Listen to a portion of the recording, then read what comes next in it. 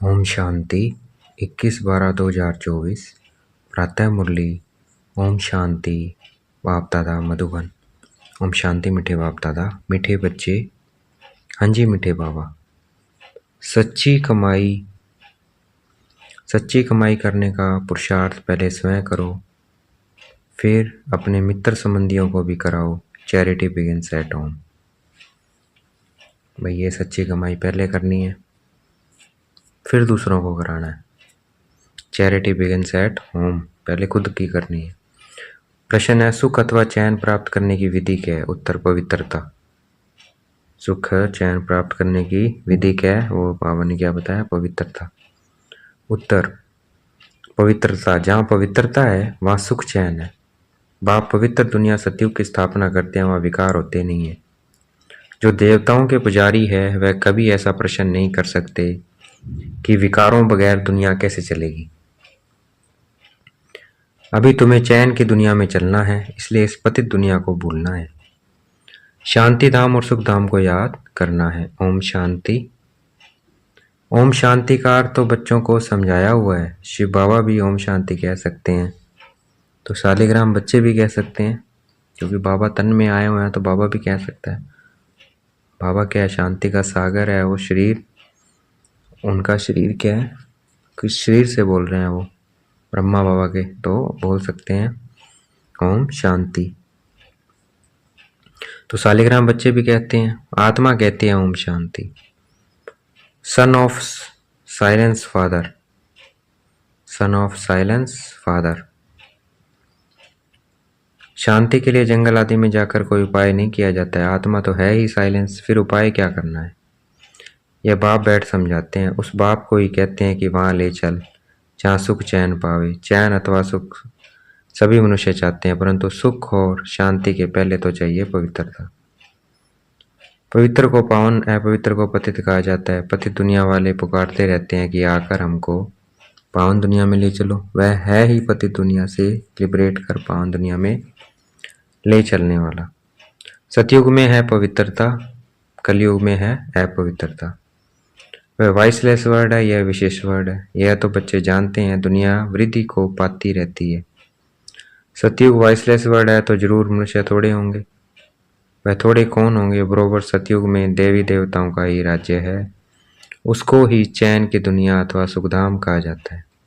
यह है दुखधाम। दुखधाम को बदल सुखधाम बनाने वाला एक ही परमपिता परमात्मा है। सुख का वारसा जरूर बाप ही देंगे। अब वह बाप कहते हैं, दुखधाम को भूलो, शांति धाम और सुखधाम को याद करो। इसको ही मन मना भव कहा जाता है। बाप आकर बच्चों को सुखधाम का साक्षात्कार कराते हैं, दुखधाम का विनाश कराए शांति धाम में ले जाते हैं। इस चक्कर को समझना है। 84 जन्म लेने पड़ते हैं। जो पहले सुखधाम में आते हैं उन्हों के हैं 84 जन्म। सिर्फ इतनी बातें याद करने से भी बच्चे सुखधाम के मालिक बन सकते हैं। बाप कहते हैं, बच्चे शांति धाम को याद करो और फिर वर्षे को अर्थात सुखधाम को याद करो। पहले पहले तुम शांति धाम में जाते हो तो अपने को शांति धाम ब्रह्मांड का मालिक समझो। चलते फिरते अपने को वहाँ के वासी समझेंगे तो यह दुनिया भूलती जाएगी। सतयुग है सुखधाम, परंतु सभी तो सतयुग में आ नहीं सकते। यह बातें समझेंगे ही वह जो देवताओं के पुजारी हैं। यह है सच्ची कमाई जो सच्चा बाप सिखलाते हैं। बाकी सभी हैं झूठी कमाई। अविनाशी ज्ञान रत्नों की कमाई सच्ची कमाई कही जाती है। बाकी विनाशी धन दौलत वह है झूठी कमाई। तो वापस से लेकर वह झूठी कमाई करते आए हैं। इस अविनाशी सच्ची कमाई की प्रारंभ सतयुग से शुरू हो त्रेता में पूरी होती है, अर्थात आधा कल्प भोगते हो। फिर बाद में झूठी कमाई शुरू होती है, जिससे अल्पकाल क्षण भंगुर सुख मिलता है। यह अविनाशी ज्ञान रतन ज्ञान सागर ही देते हैं। सच्ची कमाई सच्चा बाप कराते हैं। भारत सचखंड था, भारत ही अब झूठखंड बना है। और खंडों को सचखंड झूठखंड नहीं कहा जाता है। सचखंड बनाने वाला बादशाह ट्रुथ वह है। सच्चा है एक गॉड फादर, बाकी है झूठे फादर। सतयुग में भी सच्चे फादर मिलते हैं, क्योंकि वहाँ झूठ पाप होता नहीं। यह है ही पाप आत्माओं की दुनिया, वह है पुण्य आत्माओं की दुनिया। तो अभी सच्ची कमाई के लिए कितना पुरुषार्थ करना चाहिए? जिन्होंने कल पहले कमाई की है वही करेंगे। पहले खुद सच्ची कमाई कर, फिर पीर और ससुर घर को यही सच्ची कमाई करानी है। पहले खुद सच्ची कमाई कर, फिर पीर और ससुर घर को यही सच्ची कमाई करानी है। Charity begins at home.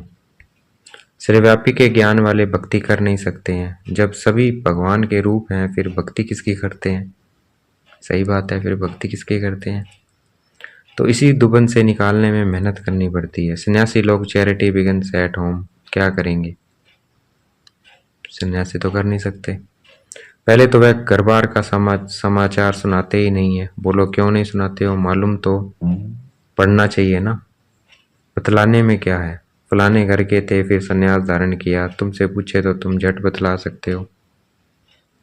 सन्यासियों के फॉलोवर्स तो बहुत हैं। वह फिर अगर बैठ कहे कि भगवान एक है तो सभी उनसे पूछेंगे तुमको किसने यह ज्ञान सुनाया? कहें बीके ने तो सारा उनका धंधा ही खलास हो जाए, है ना। वो ऐसे बोल नहीं सकते। ऐसे कौन अपनी इज्जत गवाएगा? फिर कोई खाना भी न दे। इसलिए सन्यासियों के लिए तो बहुत मुश्किल है। पहले तो अपन मित्र संबंधी आदि को ज्ञान दे, सच्ची कमाई करानी पड़े जिससे वे 21 जन्म सुख पावे। बात है बहुत सहज, परंतु ड्रामा में शास्त्र मंदिर आदि बनने की भी नूंद है। पतित दुनिया में रहने वाले कहते हैं अब पावन दुनिया में ले चलो। सतयुग को 5000 वर्ष हुए हैं, उन्होंने तो कलयुग की आयु ही लाखों वर्ष कह दी है। तो फिर मनुष्य कैसे समझे कि सुखधाम कहाँ है, कब होगा? वह तो कहते हैं महाप्रलय होती है तब फिर सतयुग होता है। पहले पहले श्री कृष्ण अंगूठा चूसता सागर में पीपल के पत्ते पर आता है। अब कहाँ की बात कहाँ ले गए हैं। अब गैर के बाप कहते हैं ब्रह्मा द्वारा मैं सभी वेदों शास्त्रों का सार सुनाता हूँ।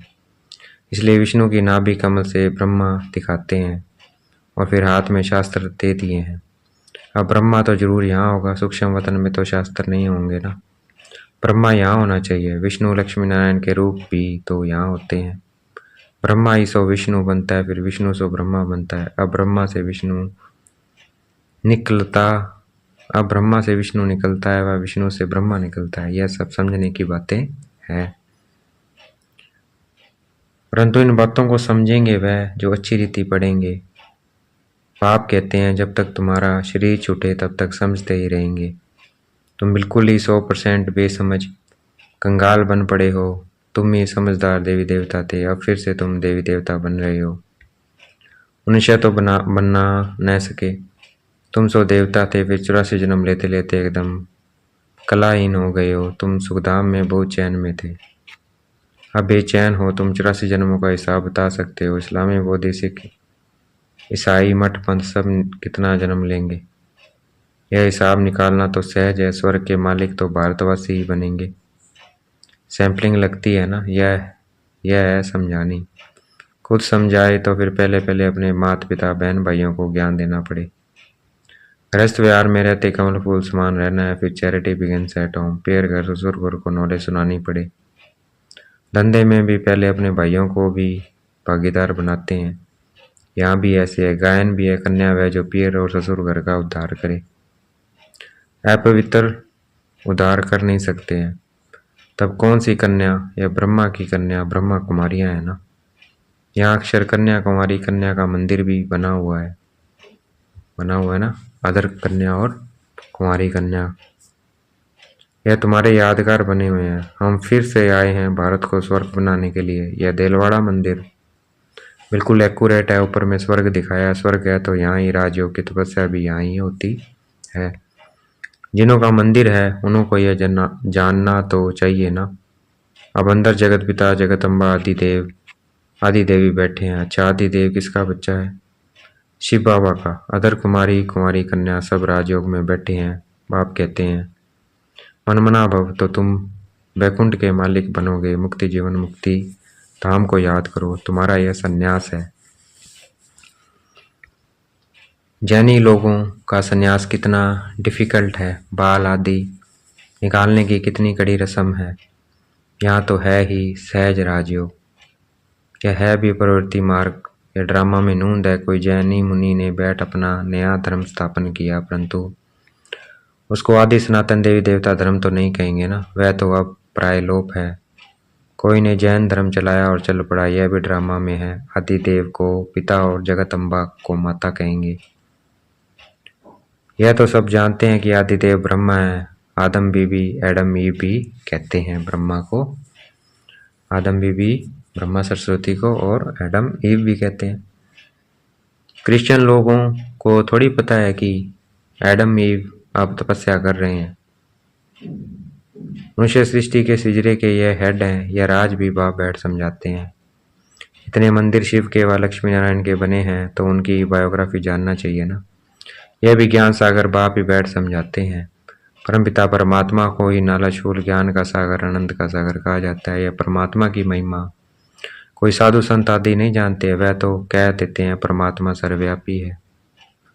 फिर महिमा किसकी करें? परमात्मा को न जानने के कारण ही फिर अपने को शिवो हम कह देते हैं, नहीं तो परमात्मा की महिमा कितनी बड़ी है। वह तो मनुष्य सृष्टि का बीज रूप है। मुसलमान लोग भी कहते हैं हमको खुदा ने पैदा किया है तो हम रचना ठहरे। रचना को वर्षा नहीं दे सकते हैं। क्रिश्चियन को क्रिएटर से वर्षा मिलता है, क्रिएशन को क्रिएटर से वर्षा मिलता है। इस बात को कोई भी नहीं समझते हैं। वह बीज रूप सत्य है, चैतन्य है, सृष्टि के आदि मध्यांत का उनको ज्ञान है। सिवाय बीज के आदि मध्यांत का ज्ञान कोई मनुष्य मात्र में हो नहीं सकता है। बीज चैतन्य है तो जरूर नॉलेज उनमें ही होगी। वही आकर तुमको सारे सृष्टि के आदि मध्यांत की नॉलेज देते हैं। यह भी बोर्ड लगा देना चाहिए कि इस पाक को जानने से तुम सतयुग के चक्रवर्ती रचवा, मतलब इसको जानने से तुम सतयुग के चक्रवर्ती राजा अथवा स्वर्ग के राजा बन जाएंगे। इस चक्कर को जानने से चक्रवर्ती राजा बनते हैं सृष्टि चक्र के, अथवा स्वर्ग के राजा बन जाएंगे। कितनी सहज बात है। बाप कहते हैं जब तक जीना है मुझे याद करना है। मैं खुद तुमको यह विषीकरण मंत्र देता हूँ। अब तुमको याद करना है बाप को, याद से ही विक्रम विनाश होंगे। यह सवदर्शन चक्कर फिरता रहे तो माया का सिर कट जाएगा। हम तुम्हारी आत्मा को पवित्र बनाकर ले जाएंगे, फिर तुम सतोप्रधान शरीर लेंगे। वहां विकार होता नहीं है।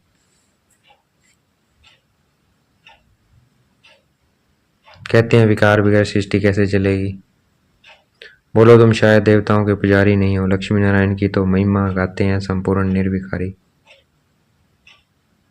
जगदम्बा जगत पिता निर्विकारी है। राजयोग की तपस्या कर पतित से पावन स्वर्ग के मालिक बने हैं। तपस्या करते ही हैं पुण्य आत्मा बनने के लिए। अच्छा देखेंगे बाप दादा याद प्यार दे रहे हैं। मीठे मीठे सिखलते बच्चों प्रति माता पिता बाप दादा का याद प्यार और गुड मॉर्निंग। रूहानी बाप की रूहानी बच्चों को नमस्ते।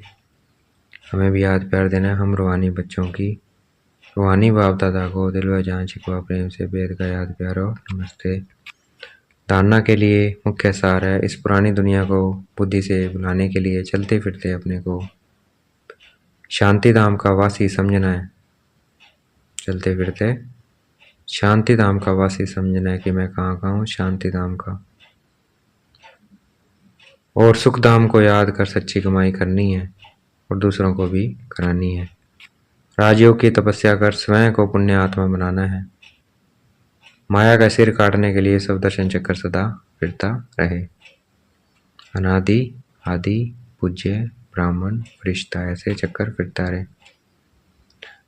वरदान है देखेंगे बाबा दादा ने मस्तक पे हाथ रखा, वरदान दे रहे हैं। संपन्नता द्वारा सदा संतुष्टता का अनुभव करने वाले संपत्तिवान भव। संपन्नता द्वारा सदा संतुष्टता का अनुभव करने वाले संपत्तिवान भव। व्याख्या है स्वराज्य की संपत्ति है ज्ञान गुण और शक्तियां। जो इन सर्व संपत्तियों से संपन्न स्वराज्य अधिकारी है वह सदा संतुष्ट है। उनके पास अप्राप्ति का नाम निशान नहीं है। हद की इच्छाओं की अविद्या, इसको कहा जाता है संपत्तिवान। वह सदा दाता होगा, मांगता नहीं है। वे अखंड सुख शांति में स्वराज्य के अधिकारी होते हैं। किसी भी प्रकार की परिस्थिति उनके अखंड शांति को खंडित नहीं कर सकती। देखेंगे आज का स्लोगन, ज्ञान नेत्र से तीनों कालों और तीनों लोकों को जानने वाले मास्टर नॉलेजफुल हुआ। ज्ञान नेत्र से तीनों कालों और तीनों लोकों को जानने वाले मास्टर नॉलेजफुल भव। अच्छा, ओम शांति। शुक्रिया मीठे बाबा, शुक्रिया।